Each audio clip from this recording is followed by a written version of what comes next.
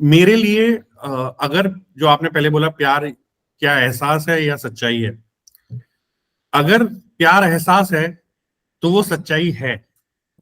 अगर आपको आप किसी से मोहब्बत करते हैं और आपको वो एहसास है, आपको उस प्यार का एहसास है, तो वो आपके लिए सच्चाई है।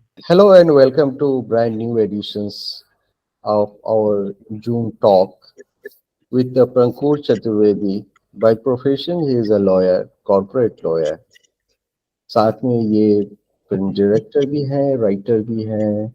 Sometime he wear the hats of producer, play writer, song writer और बहुत कुछ ज्यादा.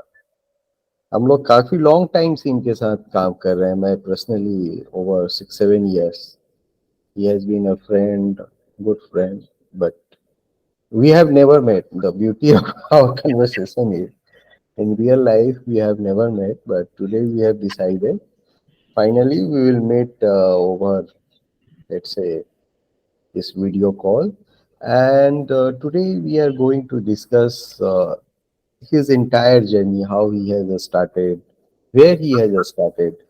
So, Prankurji, welcome to my show. Thank you, thank you. Let me know, आपकी स्टार्ट कहाँ से जर्नी हुई थी? यू बोर्न इन मुंबई और in Rajasthan? So first of all thank you so much Sumit ji, आपके साथ, and it has been a long association with you and Market Chanakya. I still remember those days when I made a movie and I wanted to launch a song, and how you helped us to achieve that, right? And it has been a great association so far. Yes, we have not met till yet. That's an irony, because obviously after we did that song, the world came to a halt because of pandemic, and we could not meet. But it has been a great association with you, and thank you for inviting me on this new show. And it's been a pleasure, right, working with you, and now to be a part of this show with you. So thank you so much.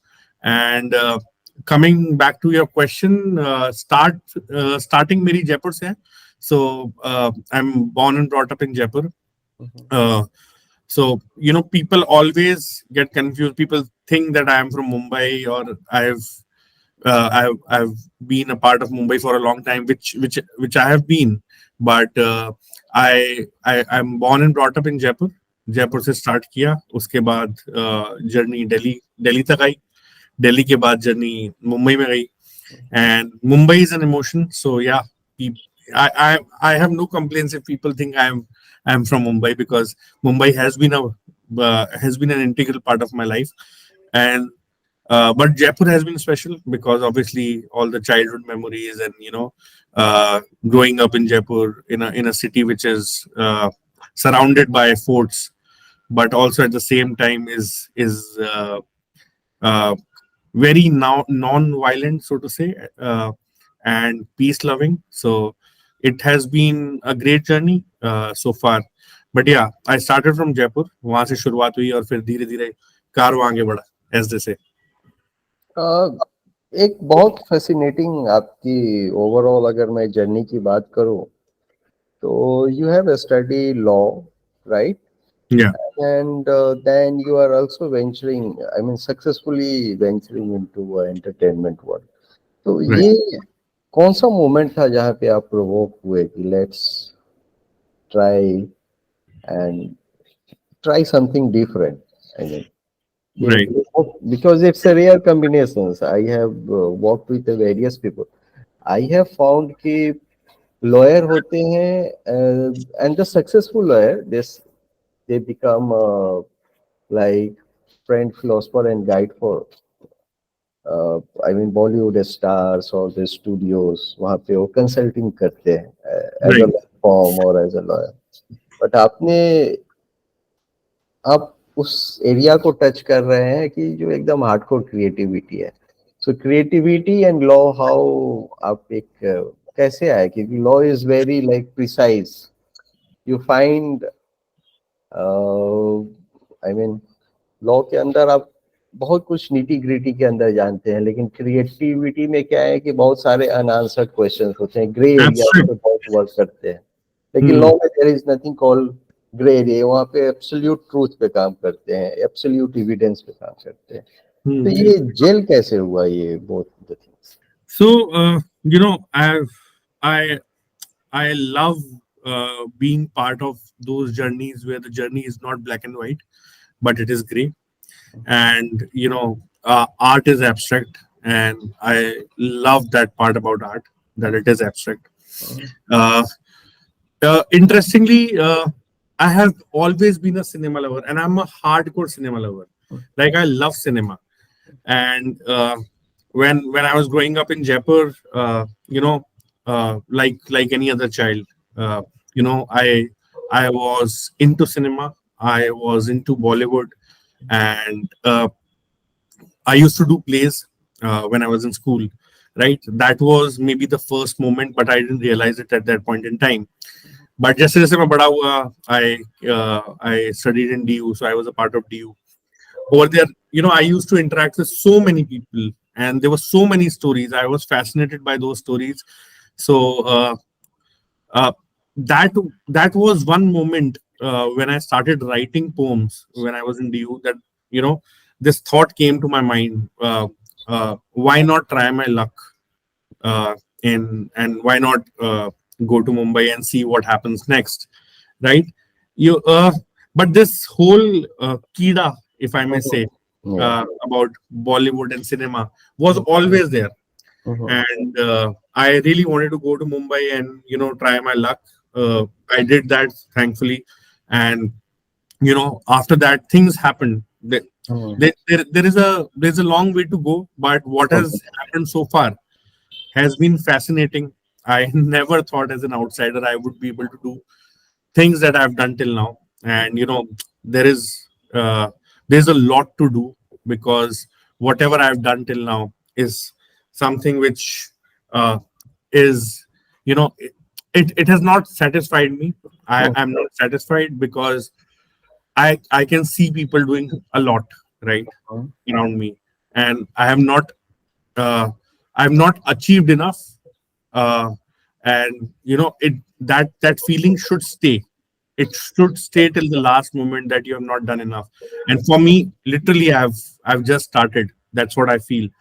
Uh, but uh, what fascinated me is that I loved my I loved my role as a lawyer. I thoroughly enjoyed it. Mhm. Right?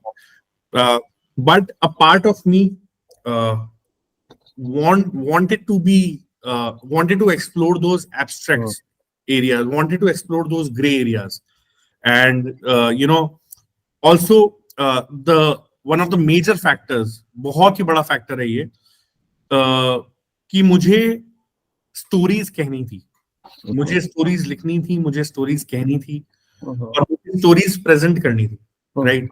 और मजाक में जो मुझे जानते हैं वो ये बोलते भी हैं कि I am a story teller, मैं हर चीज की एक स्टोरी बनाता हूँ, Mhm. And that's my nature. I want to create stories, I want to present stories, and because stories में ना आप सिर्फ एक कैरेक्टर नहीं जीते हो, आप बहुत Correct. सारे कैरेक्टर जीते हो, और जब आप वो कैरेक्टर्स जीते हो तो आप उनकी जर्नी को एक्सप्लोर करते हो, और जब Correct. आप वो जर्नी एक्सप्लोर करते हो तो आपको एक आउटर पर्सपेक्टिव मिलता है.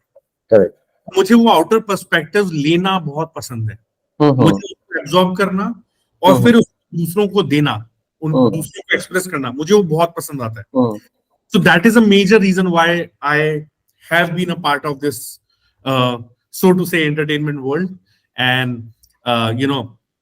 it has been a lovely journey so far. Uh, आप I अ, Yeah. अगर एंटरटेनमेंट वर्ल्ड की बात करें तो you have since your childhood, I mean during your school days you have worked with the place.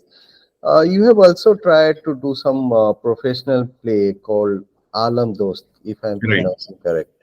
So how that journey started and what special about that play? क्योंकि वो play एक अपने आप को bipolar disorder को touch कर रहा था. Right. Right. प्ले में ऐसे बहुत कम, play is more about provoking people to start thinking. जहाँ तक मैंने बहुत सारे प्ले देखा वहाँ पे ऐसे रहा कि जनता को जगाओ. I mean, if you look at the play history in India, like जब से independent movements रहा है, if you track that things, तो play उस Yeah. तरह होता है, thought provoking, social revolutions के ऊपर हो, cultural revolutions पे हो. So ये आपने एक अलग से vertical select किया, that is the bipolar disorder. Still, lot of people and especially in entertainment world where you have to deliver more. High pressure job में people are losing their life.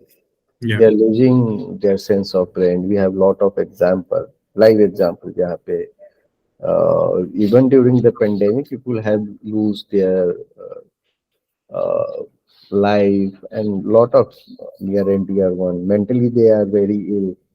So, yes, sir, entirely where you have got this story and you have made a play, and what was the story behind? Right. So, thank you for asking this question because Alam Dost was my first play, and it is one of, I mean, it's the one of the closest pieces of art that I have explored.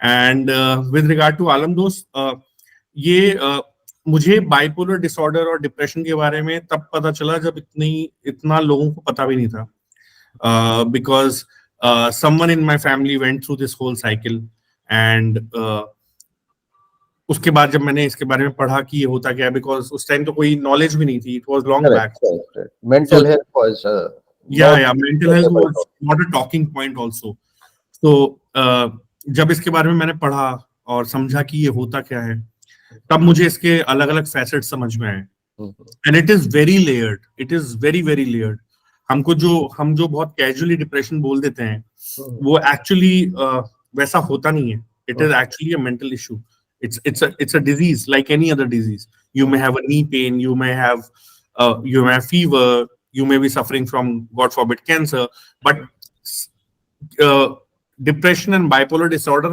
should be treated like that it is an illness और जब मुझे इसके बारे में पता लगा और मैंने इसके बारे में पढ़ा तो मुझे वो बहुत ही फैसिनेटिंग चीज लगी एक तो it is tragic but fascinating at the same time because लोगों को इसके बारे में पता नहीं है तो एज अ स्टोरी टेलर एक ऐसा सब्जेक्ट मिला है जिस सब्जेक्ट के बारे में लोगों को ज्यादा पता नहीं है और फिर इसके बारे में मैंने एक because I love writing monologues मुझे प्लेज में मोनोलॉग्स लिखना बहुत पसंद है और मुझे ऑडियंस के साथ फोर्थ वॉल ब्रेक करना बहुत अच्छा लगता है बिकॉज उसमें एक डायरेक्ट इंटरेक्शन होता है और वो एक थिएटर वो जब आप पृथ्वी में वहां खड़े होते हो ना बीच में और आसपास सारे लोग हैं और आप बीच में खड़े होके वो फोर्थ वॉल ब्रेक कर रहे हो उससे बेहतर फीलिंग कुछ नहीं हो सकती तो जब मैंने आलम दोस्त लिखा आइडिया यही था कि हम इसको एक मोनोलॉग बनाएंगे फोर्थ वॉल ब्रेक करेंगे and there are two characters because bipolar disorder में क्या होता है देयर आर टू कैरेक्टर्स एक कैरेक्टर है जो बहुत एंजाइटी फील कर रहा है एक कैरेक्टर है एक ही इंसान होता है वो जो बहुत एंजाइटी फील कर रहा है और एक ही इंसान है जो डिप्रेस्ड फील कर रहा है बट वो एक ही इंसान के अंदर दो इंसान होते हैं so that's how I developed this idea and I worked with a dear friend Prateek he is also an actor and director so he was the lead character in that and we did quite a few shows in 2018 and 19 and it was a fascinating journey fascinating because people also associated with that because by that time in 2018 2019 I started writing the story in 15 but in 2018 19 people got to know about bipolar disorder and depression because so many known celebrities like Deepika and others they started later. Yes, correct. Yeah, so people associated with it and it was a great success and more than just a success the message of that whole skit or a play was to talk about hope in the end it's all about hope and that was our endeavor and people associated with it and I'm really glad that we did something like that. So let me go a little deeper. What you also mentioned that somebody from your family has that trouble history with this disease. So if you have to advise somebody, maybe somebody is listening, we don't know from where, Right. which part of the world. If they are listening, what will be your message if, let's say, their parents are listening, or the person who himself or herself is listening this podcast? Hmm. What will be your message? How to fight this disease? I mean, at the human level, not because we are not competent enough to give the Yeah, doctor yeah. advice, but at the human level, how you will advise them to fight with this difficult time?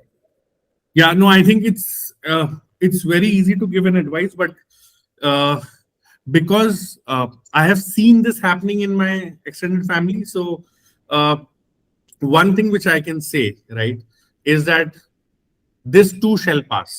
Mhm, That is a reality.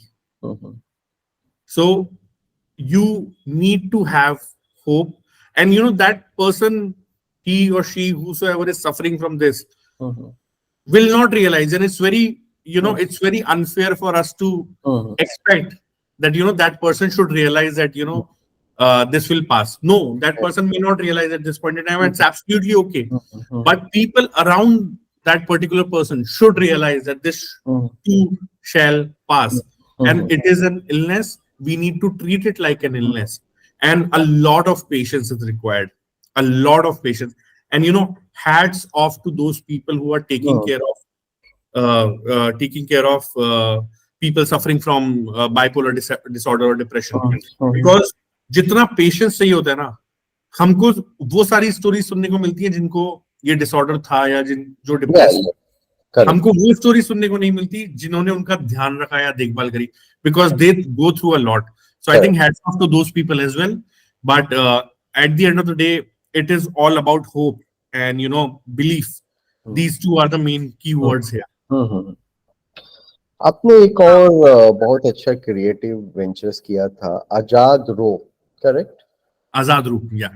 Yes, थोड़ा सा इसको elaborate करें, कैसा वो journey रहा और क्यों आपने वो कॉन्सेप्ट को ऑडियंस के पास लेके आए? uh, आजाद रूह का बड़ा इंटरेस्टिंग सा हम्म, एनेक्डोट है मेरे पास आजाद रूह को लेकर. हम्म, सो जब आजाद रूह हम स्टार्ट किया मैंने लिखना, हम्म, राइट, मेरे दिमाग में एक स्टोरी थी. अगेन मुझे मोनोलॉग लिखना था, हम्म, और मैं अमृता प्रीतम जी से बहुत फैसिनेटेड हूँ. मुझे हम्म, वो बहुत ही सुंदर इंसान लगती है. मुझे लगता है कि मतलब अगर अगर बनना है ना, तो अमृता प्रीतम जैसा बनना है. यस, मुझे वो बहुत अगर वो मतलब मुझे मुझे उन पे क्रश है. मुझे वो इतनी पसंद है. ओपन. हाँ. तो तो अमृता प्रीतम जी के बारे में मुझे लिखना था, हम्म, और मुझे मैं तेनू फिर मिलांगी, हम्म, किथे किस जगह पता नहीं, खामोश तेनू तकती रहाऊंगी, मैं तेनू फिर मिलांगी. मुझे बहुत बेहतरीन लगता है उनका काम जो उन्होंने किया है. तो मुझे उनके बारे में लिखना था. तो जब मैं लिख रहा था, मुझे ये रियलाइज हुआ कि इसका एक और वर्जन हो सकता है. हम्म, और ये वर्जन हो सकता है कि आज के टाइम पर हम्म, जो वुमेन हैं, जो गर्ल्स हैं आज के टाइम पर, उनके लिए अमृता प्रीतम की एक जर्नी बहुत रेलिवेंट होगी. And what if those journeys are actually going in parallel. Hmm, Like there is Amrita Pritam, hmm, she is going through her own journey, and hmm, there is today's girl Meera, hmm. she is going through her own journey. So it was the story basically new audience के लिए थोड़ा सा कि it's a story of two different women, correct? Correct, separated by time, Yeah. but going through the same journey, Okay. same feeling of love, Yeah. same feeling of romance, same feeling of separation, same feeling of pain, Mm. and same feeling of hope. Okay. So it is about that. It's about two women Mhm. going through the same emotions, and that's what I wanted to establish. कि वक्त बदल जाता है, लेकिन जज्बात वही रहते हैं. Mhm. जज्बात एक्सप्रेस करने का तरीका बदल जाता है, Mhm. लेकिन वो जो फीलिंग होती है ना, वो जो अंडरलाइन इमोशन होता है, Mhm. वो सेम ही है, वो Mhm. वही रहता है. Mhm. So आप आज आप let आज me किसी से मोहब्बत करते हैं, और हाँ. आप पहले किसी से मोहब्बत करते थे. Mhm. मोहब्बत का इजहार करने का जरिया बदल सकता है, Correct. लेकिन वो मोहब्बत की फीलिंग वही रहती है. Correct. So जब मोहब्बत की बात चली है तो let's go deeper into that. Sure. एक मोहब्बत के every age level has a different feeling. Once the child is born, उसका पहला love their parents, mother, फिर बिल्कुल। immediate neighborhood या उसके relationship में जितने लोग आते हैं. So once a child grown, because we have crossed the age of 18, we are the mature adult now. So now we can talk. We have a liberty of talk to. हम लोग Yeah. used to We speak. have a lot of liberties. So आज के time में let's talk about lots of youngster have a confusion. हम लोग भी Yes. confused थे. It's a open admission. Hmm. प्यार एक एहसास है या प्यार एक सच्चाई है? अगर मैं आपसे ये क्वेश्चंस करूं, Hmm. is this a feeling or is this a reality? Because you are both. I mean, आप एक lawyer भी है and you are also a creative writer. No, So I don't. Yeah, please. so at creative level आप इसको कैसे देखते हैं? अगर प्यार को डिफाइन करना हो Hmm. उम्र के हिसाब से, सपोज कीजिए अगर age of 14 first Hmm. Love, आप इसको कैसे देखेंगे? We will go age by age. Hmm. As of 14, because you are a writer, you have lots of a story.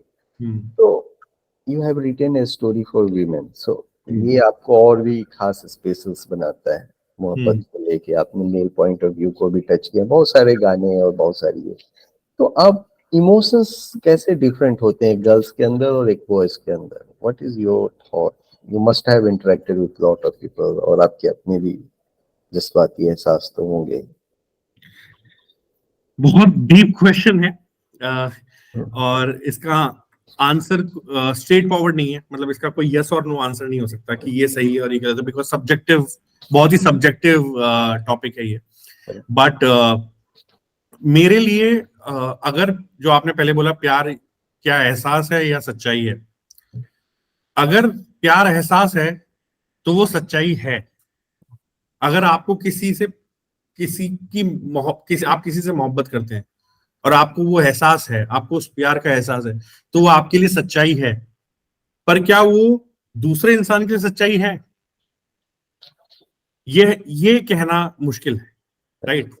लेकिन अगर आप अपने पॉइंट ऑफ व्यू से पूछें तो प्यार का अगर आपको एहसास है तो वो प्यार आपके लिए सच्चाई है. मैं ये भी समझता हूं कि वक्त के साथ साथ, जैसे आपने 14 साल की बात करी, 16 साल की बात करी, 18 साल की बात करी, बेसिक इमोशन ना, हम किसी भी चीज को प्यार बोल सकते हैं. जब हम छोटे होते थे और जो आजकल 14 साल के बच्चे हैं, 16 साल के हैं, वो किसी भी चीज को प्यार बोल सकते हैं. करेक्ट. अगर किसी के साथ मूवी देखना पसंद है तो वो भी प्यार है, राइट? वो वो एक बहुत स्ट्रॉन्ग इमोशन हो सकता है, एक बिलोंगिंगनेस का इमोशन हो सकता है, बट प्यार उससे थोड़ा ऊपर होता है. प्यार की जो परिभाषा है ना, वो हर इंसान के लिए बदलती रहती है. एक मेल पॉइंट ऑफ व्यू, एक female point of view, absolutely आपने सही बोला, दो अलग अलग पॉइंट ऑफ व्यू होते हैं. वो एक्चुअली पॉइंट ऑफ व्यू प्यार के नहीं होते. प्यार मोहब्बत दोनों में होती है और सेम ही फीलिंग होती है, लेकिन उस प्यार को एक्सप्रेस करने का जरिया वो दोनों में बहुत अलग है. A man would express love in a completely different manner. A female would express love in a completely different manner. Like I was telling somebody today morning, and this is something which I've picked up from this show, Zakir Khan show, and he said that we males को एक problem होती है कि वो over commit और under deliver करते हैं, right? And females जो होती है वो अंडर कमिट करती हैं लेकिन वो चलती हैं साथ में, right? But on a very serious note, प्यार, अगर आप किसी से प्यार करते हो, आपको जो एहसास होता है, जो ये मैं अपने बारे में कह सकता हूँ, बिलोंगिंगनेस का एहसास होता है. Love is an immersive experience. You have to feel that experience. It has to be an immersive experience for you. People talk about not losing their individuality, right? People talk about being independent individuals, and all of that is great.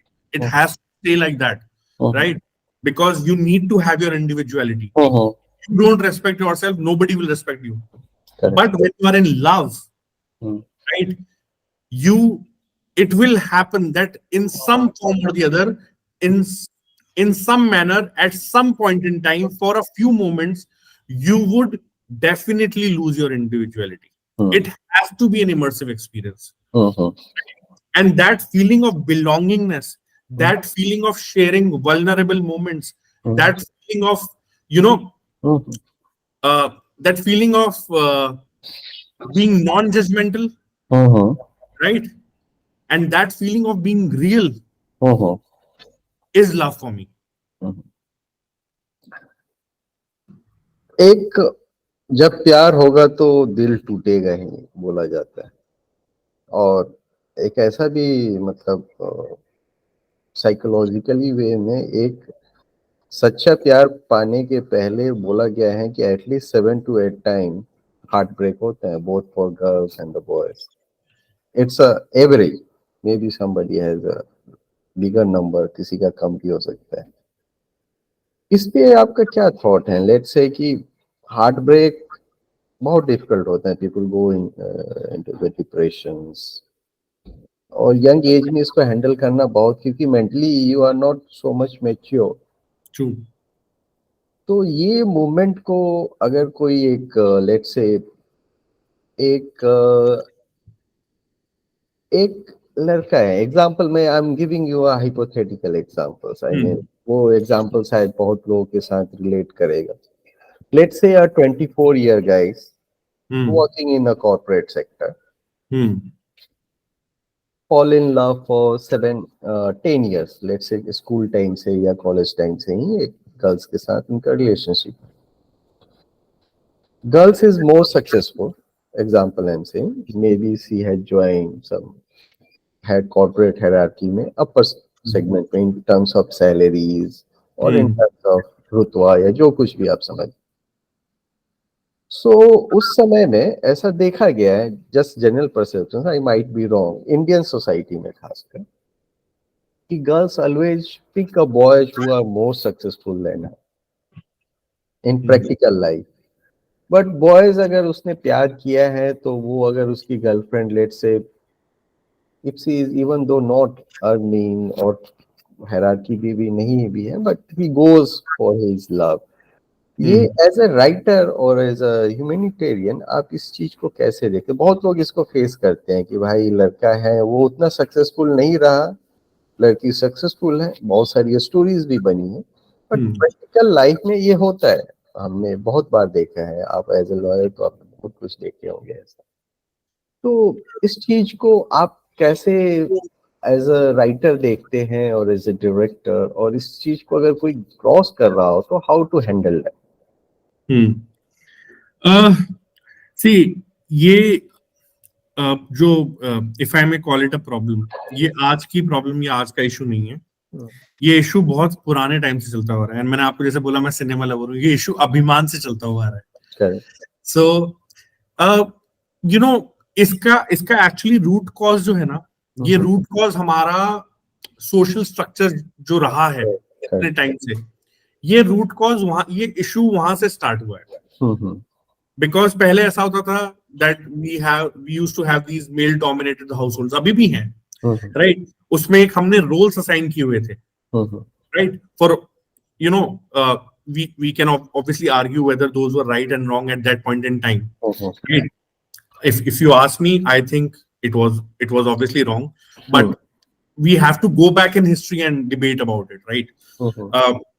But at this point in time, considering today's generation, considering how women have actually excelled, and if you ask me personally, I think women, and it's actually my genuine opinion, women are actually better than men in terms of EQ, in terms of IQ, in terms of their capabilities, in terms of what they can achieve, right? Resilience, patience, you name it. Okay, so when we are seeing so many success stories, right, so many women success stories, it has to change, right? And the easiest part would be for as a writer or a director, for me to make movies about this cliche that there is a conflict between an unsuccessful man and a successful woman. That would be the easiest part, what is the difficult but a more fascinating part, right? A more layered part is that an not so successful man as compared to the woman is actually uh, uh, uh, being part of that journey, is actually, you know, supporting the woman in whatever form and shape, is actually making sure that together as a couple they excel, together as a team they excel, together as a team, as a couple they challenge the society, right? वो एक बहुत fascinating और layered चीज होगी, and उसमें not only women, I'm talking about the male character also, उसकी भी बहुत layering निकलेगी ना, Of course. so many layers. Yes. So many layers, vulnerabilities भी होंगी in some moments, but at the same time patience भी होगा, resilience भी होगा, love भी होगा, care भी होगी, respect भी होगी, reality को समझने की एक क्षमता भी होगी, right? So many things. So I think that will be more fascinating for me, and I think that's how as a society we should move forward, because now the social structures in some form or shape have actually changed. They have changed, and for good. I think the more and more we are, earlier India used to be a rural driven economy और rural driven, गांव से लोग ज्यादा आते थे. अगर आप mother India से लेके और सब कुछ पुरानी फिल्म देखो, अभी I think we are more urban centric, so we are little more इस साइड में शिफ्ट कर रहे हैं. एक चीज आप मेरे को प्यार की बात को आगे, I'm now feeling like a love guru. Love की ही बात करें तो, क्योंकि हमारे बहुत सारे यंगस्टर इसको सुनते रहते हैं.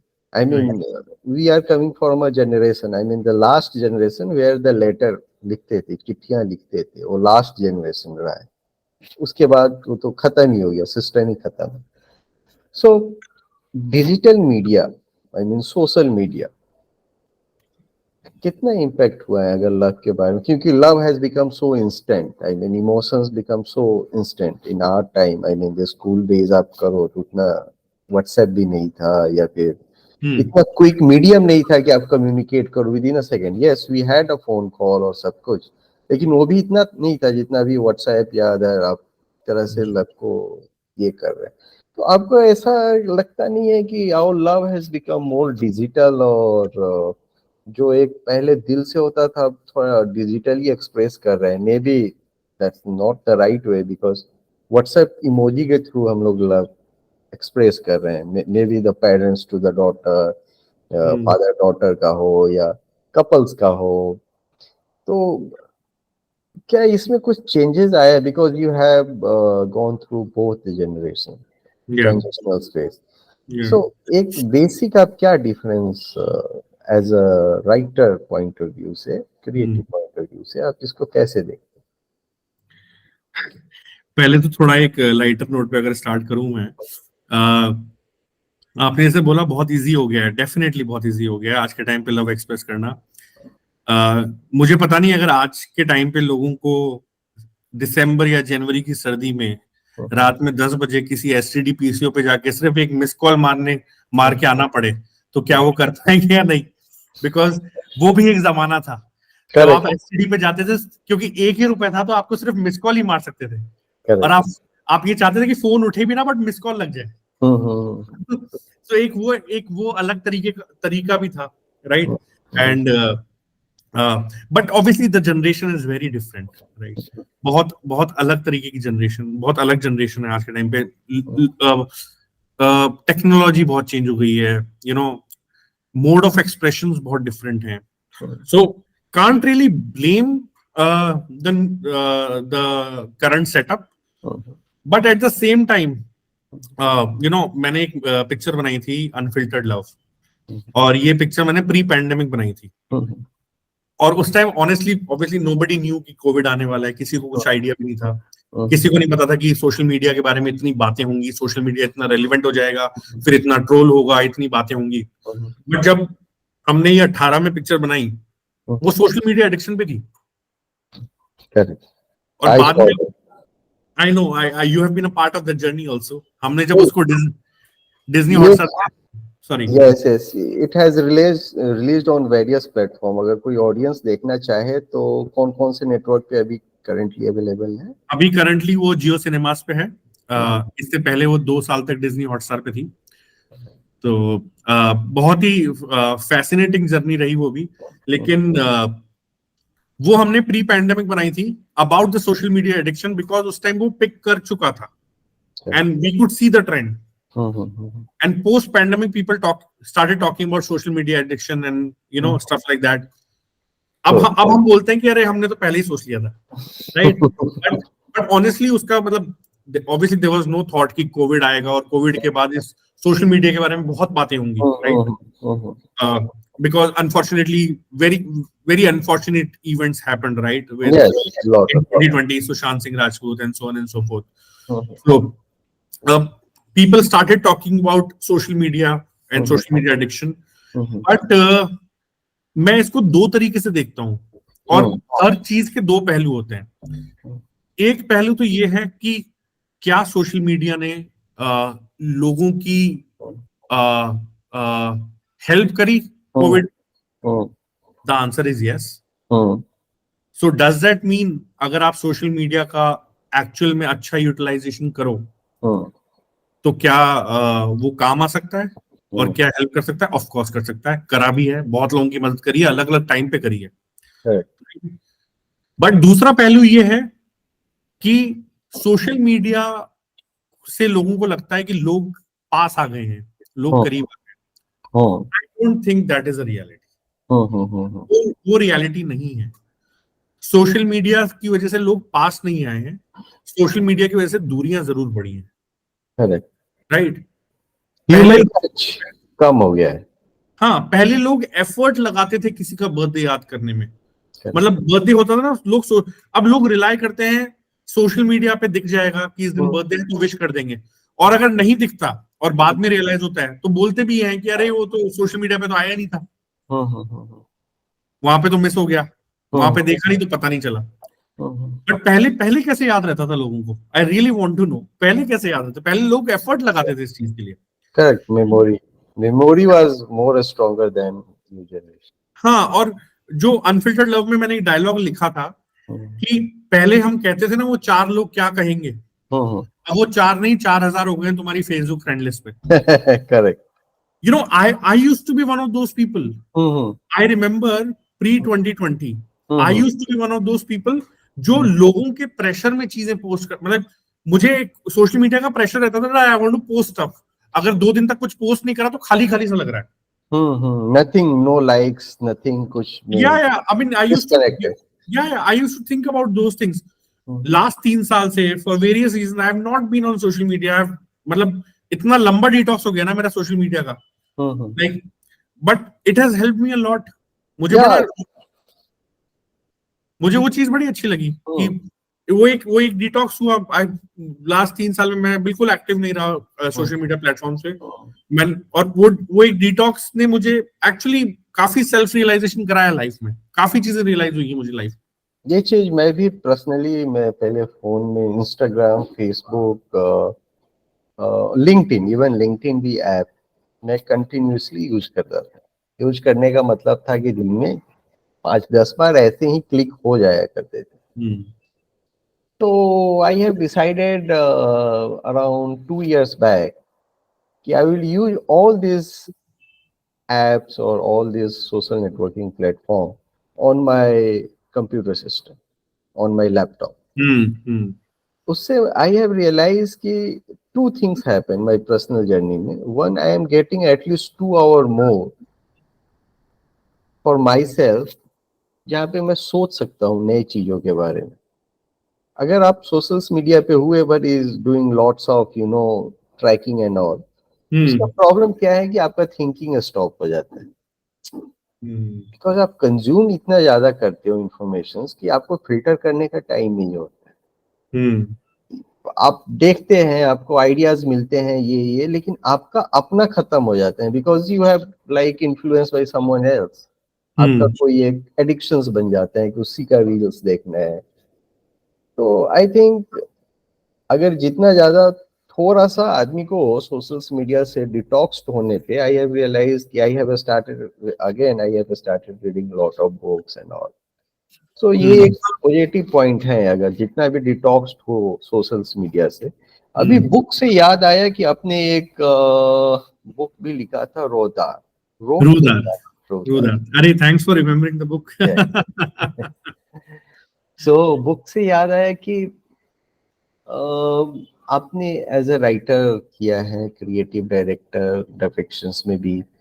सो ये बुक लिखने का ख्वाब और इतना टाइम आप कैसे निकाले? क्या ये सोशल मीडिया से हटने का रिजल्ट है या फिर पोस्टिंग करने का जो एक आपको एक प्रेशर रहता था, हम सभी को रहता था पहले। Now I think you and me have crossed that phase.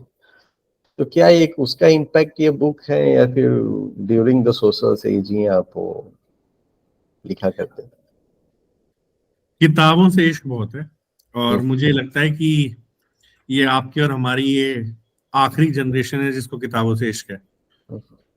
तो मैं चाहता था कि जो भी मैंने लिखा है वो मैं एक किताब के फॉर्म में डॉक्यूमेंट करूं, and I have been fortunate कि मैं वो कर पाया। और मैं चाहता हूं उसके अलग वर्जन्स भी निकालूं। बट रूदार, मेरी पूरी जितनी भी मैंने कपलेट्स लिखे हैं, पोम लिखी हैं, शायरियां, नज़्में, उनका एक संग्रह ऑफ सॉर्ट्स है। और मैंने इनफैक्ट वो है मेरे पास बुक में, आपको उसका कुछ पढ़ के जिससे आपको लगेगा कि मैंने ये क्यों।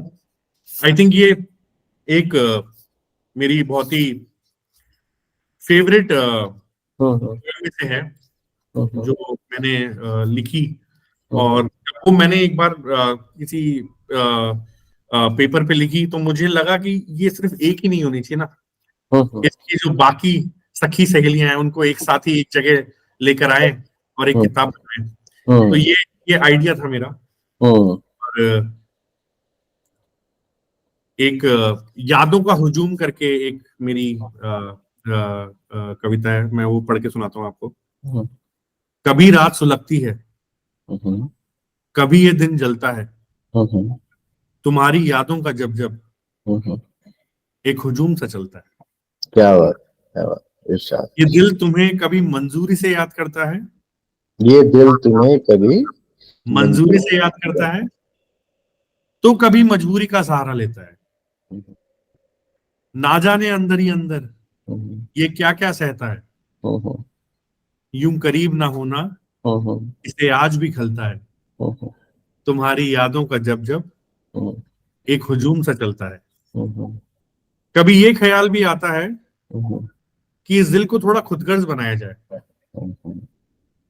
कभी ये ख्याल भी आता है कि इस दिल को थोड़ा खुदगर्ज बनाया जाए। सेल्फ रेस्पेक्ट तो सबकी, वाह, यस, ताकि लाख कोशिशों के बाद भी तुमको ये ना ढूंढ पाए। कोशिशें की है मैंने, कोशिशें की है मैंने, पर सिर्फ नाकाम होने के लिए। वाह, जैसे तुमको पाने की थी सिर्फ खोने के लिए। पर इतनी बुरी भी नहीं है तुम्हारी यादें, पर इतनी बुरी भी नहीं है तुम्हारी यादें, तुमसे तो कम ही बुरी हैं। अगर जाती भी हैं तो लौट कर फिर आ जाती हैं, और मुझे वहीं खड़ा देखकर मन ही मन मुस्कुराती हैं। क्या बात है, क्या बात। क्यों दिल के किसी कोने में, क्यों दिल के किसी कोने में अब भी वो अधूरा ख्वाब पनपता है। तुम्हारी यादों का जब जब एक हुजूम सा चलता है। वाह, तुम्हारी यादों का जब जब एक हुजूम सा चलता है। शुक्रिया। इसको आप एक लव स्टोरी कुछ पिक्चर वगैरह में कोशिश क्यों नहीं कर रहे? कभी ये कुछ ट्राई कर रहे हैं? I mean we have like lot of actions, director, writer. अभी एक्शंस मूवी के दौर में रोमांस हमको लगता है कहीं कम होते जा रहा है। तो लेकिन that is what the real emotion is. I mean romance is a real emotion, and you know I can watch action but I can't write action. And for me romance is a genre, different forms of romance. And कुछ लिखा है मैंने, कुछ लिख रहा हूं मैं। आपसे मेरी बात भी हुई थी कि एक कहानी है. So हम्म, चल रहा है अभी, अगर कुछ आगे बढ़ता है हम्म. और बढ़ेगा होपफुली, so अच्छा ही रहेगा. सो एक मैं कहीं कन्वर्सेशंस में था तो किसी से बात हो रही थी, तो वहाँ पे हम लोग ने मैंने यूज किया था कि everybody talks about fall in love. आपकी ये कन्वर्सेशंस का अगर जिस्ट अगर निकाला जाए तो इतना बोल सकते हैं, it's not about falling in love, it's about rising in love. Absolutely, we hope absolutely. We hope कि आने वाले टाइम में आप बहुत सारी ऐसे नए स्टोरीज को लिखते रहेंगे. आज का कन्वर्सेशन हम लोगों को यहाँ पे समाप्त करना होगा क्योंकि वक्त की पाबंदी है, हम दोनों के लिए भी और ऑडियंस के लिए भी. बिल्कुल. अगला इसी उम्मीद के साथ कि एक अगला पॉडकास्ट जरूर करेंगे जब आप कुछ एक नया लॉन्च बुक हो या फिल्म हो या फिर आपका सॉन्ग हो. सॉन्ग राइटिंग के बारे में हम लोग डिस्कस नहीं किए, वो अभी ग्रे एरिया है. We will discuss it the next time. Yes. Till then, share, subscribe Business Aajkal. I'll see you in another episode with a very eminent personality. Thank you so much, Punkur ji. Thank you so much. Thank Thank you, thank you, thank you, you so thank you. much. Thank you so much. Bye. And Happy New Year. Happy New Year to you too. Happy New Year. Bye everyone. Thanks to all the audience. Bye.